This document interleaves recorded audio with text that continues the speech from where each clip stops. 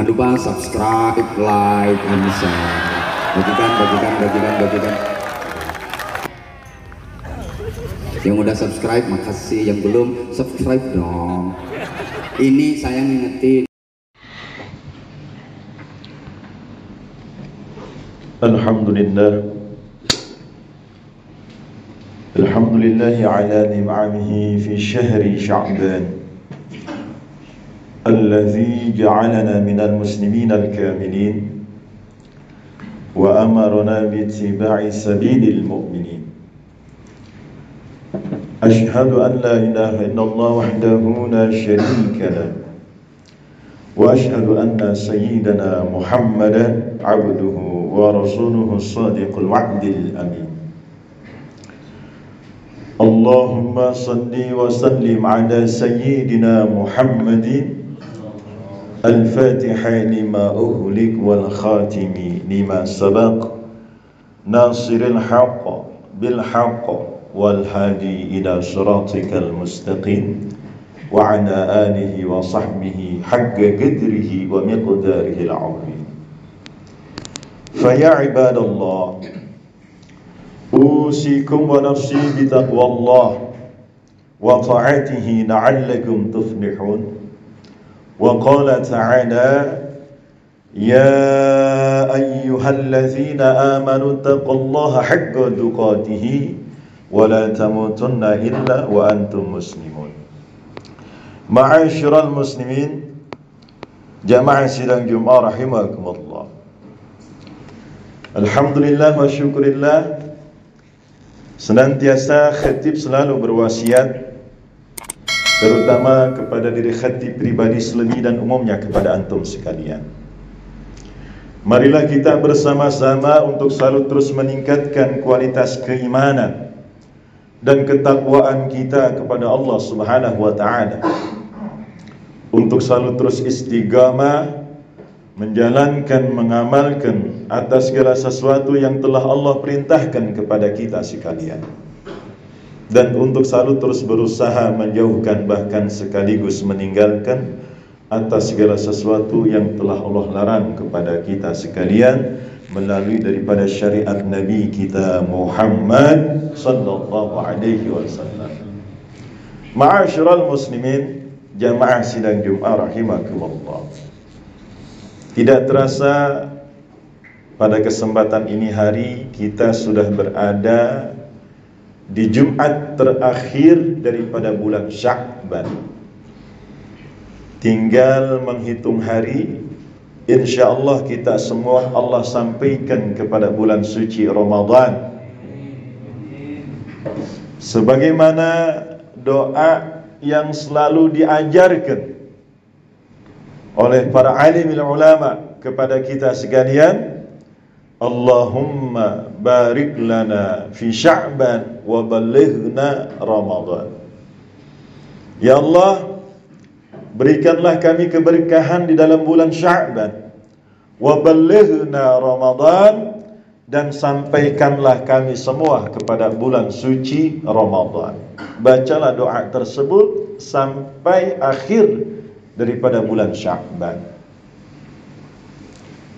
Dan Nabi mengatakan wa Sya'bana syahri, ketahuilah bulan Sya'ban adalah bulan daripada Nabi kita Muhammad sallallahu alaihi wasallam.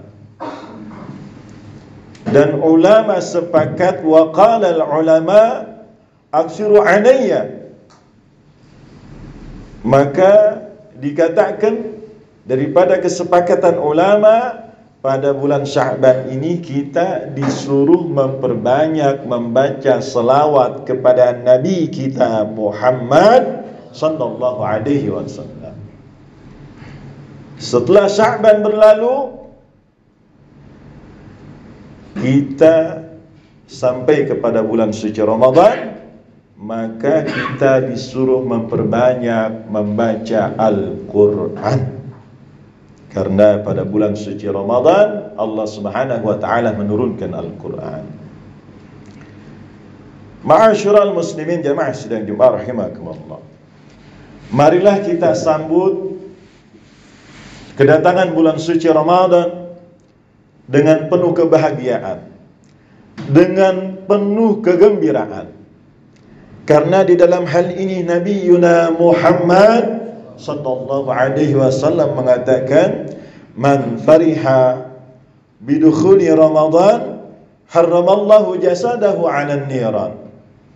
Kata Kanjeng Nabi, siapa orang yang senang, yang bahagia, yang bergembira bidukhuli Ramadan, dengan masuk datangnya daripada bulan suci Ramadan, maka orang tersebut akan ada jaminan.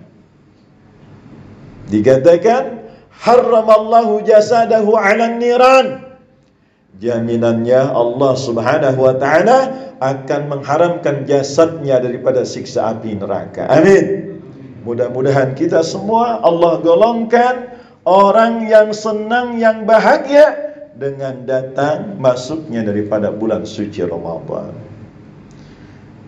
Kebahagiaan yang dimaksud di sini bukan dengan datangnya bulan suci Ramadan orang tersebut akan mendapatkan THR. Yang dimaksud kebahagiaan di sini dengan datangnya bulan suci Ramadan, jualannya jadi laku.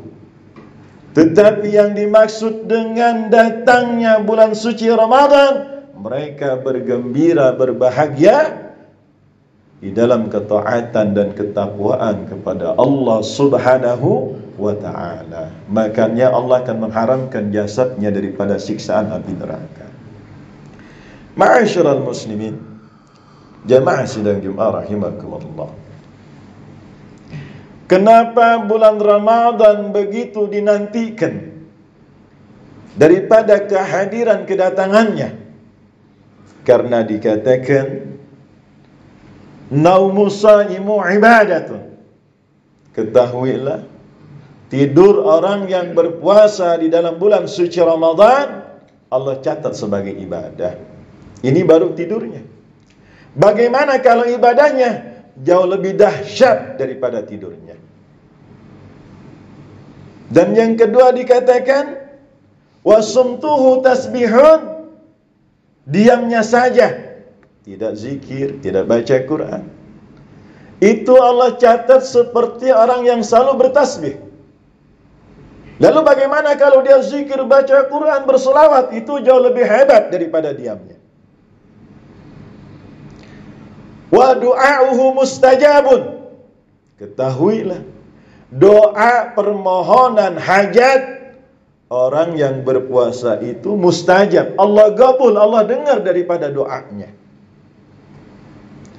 Wa amaluhu mudha'afun. Dan yang paling dahsyat, seluruh amalnya Allah lipat gandakan.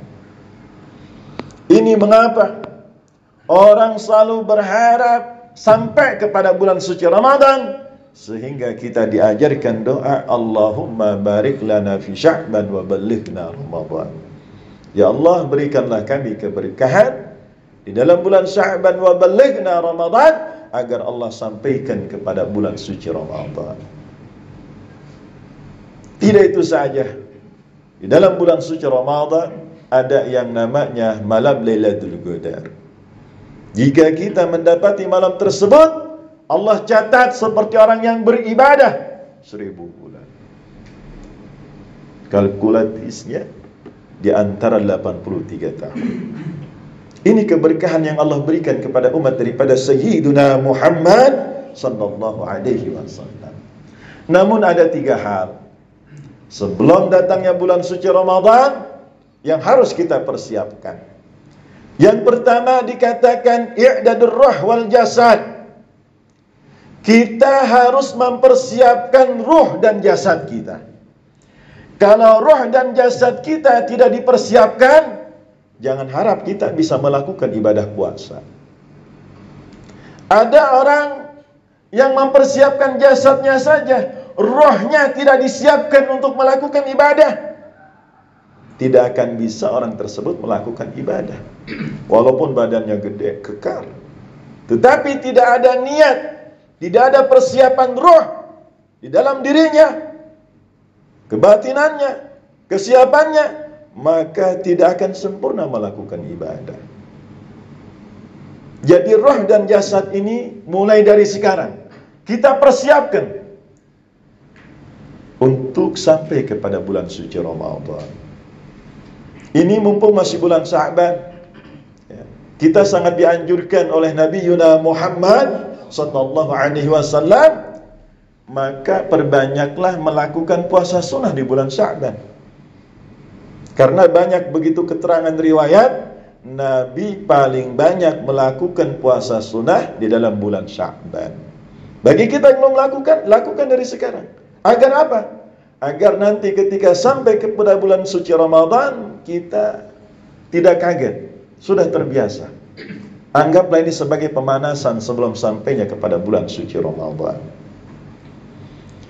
Yang kedua dikatakan i'dadul ilmi. Setelah ruh dan jasad kita dipersiapkan, mental kita, kesehatan kita, fisik kita, maka kita harus mempersiapkan i'dadul ilm, yaitu harus mempersiapkan ilmu tentang puasa. Kita harus tahu mana waktunya sahur, mana waktunya berbuka, dan kita harus tahu mana yang membatalkan puasa, mana yang makruh, mana yang haram. Kita harus ngerti dan paham di dalam hal itu sebelum kita melakukan daripada ibadah puasa. Karena di dalam Zubat, Syekh Ahmad bin Ruslan mengatakan, wa kullu man bi ghairi ilmin ya'malu a'maluhu mardudatun la tuqbalu. Dikatakan oleh beliau, dan setiap seseorang yang beramal, yang melakukan ibadah bi ghairi ilmin, tanpa dia ngaji, tanpa dia belajar, tanpa dia bertanya kepada ahlinya, maka dikatakan ya'malu a'malahu, amalnya, ibadahnya mardudatun, yang pertama tertolak, la tuqbalu, tidak diterima.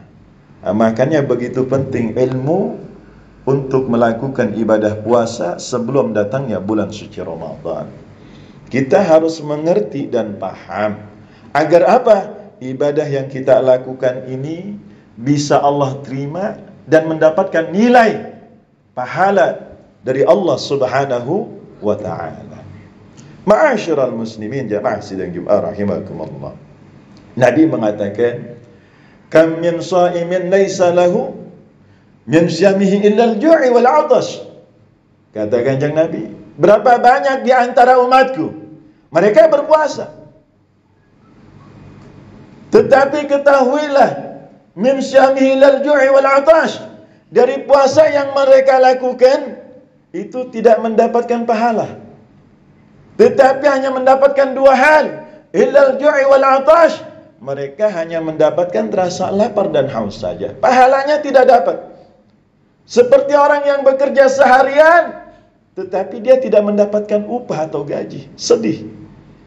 Kita jangan sampai melakukan ibadah, tetapi tidak mendapatkan upah, gaji, pahala dari Allah Subhanahu wa ta'ala. Mumpung ada waktu, kita bertanya, ngaji kepada asatid, kiai, habaib tentang ilmu daripada ibadah puasa, agar yang kita lakukan tidak sia-sia di hadapan Allah Subhanahu wa ta'ala. Dikatakan dalam maqalah, al-ilmu bi ghairi ilmin zambun kabir, ilmu tanpa amal dosa besar, wal amal bi ghairi ilmin dhalalun syadid, dan amal tanpa ilmu kesesatan yang amat tersesat. Wal amal ma'al ilmi nurun 'ala nur. Ilmu dan amal itu ibarat cahaya di atas cahaya. Fatuba lillazi 'ala hazain. Dan sangat beruntung siapa orang yang memandukan dua hal, ilmu dan amal. Maka kita harus memandukan dua hal. Kita belajar ilmu dan harus kita amalkan, agar apa yang kita lakukan mendapatkan keridhaan dan keberkahan dari Allah Subhanahu wa ta'ala. Ma'asyiral muslimin, jamaah sidang Jumat rahimakumullah. Nabi menyampaikan khamsatun asya' tuhbatus shaum ayyubtilu thawabahul kazib wal ghibah wan namimah wal yaminul ghamus wan nazru bisyahwatin. Kata Kanjeng Nabi, ada 5 hal yang membatalkan daripada pahala puasa. Puasanya tidak batal, tapi pahalanya Allah batalkan. Apa itu? Yang pertama dikatakan al-kazib. Kita puasa tidak boleh bohong. Puasanya enggak batal, tapi pahalanya Allah batalkan. Yang kedua, wal ghibah. Orang yang selalu bergunjing, ngomongin keburukan orang lain, sedangkan dirinya buruk. Wan namimah. Orang yang selalu mengadu domba. Wal yaminul gamus. Mereka yang selalu bersumpah palsu dengan menyebut nama Allah. Wan nazru bi syahwatin. Dan yang kelima, memandang daripada lelaki atau perempuan dengan syahwat. Ini puasanya tidak batal, tetapi pahalanya Allah batalkan.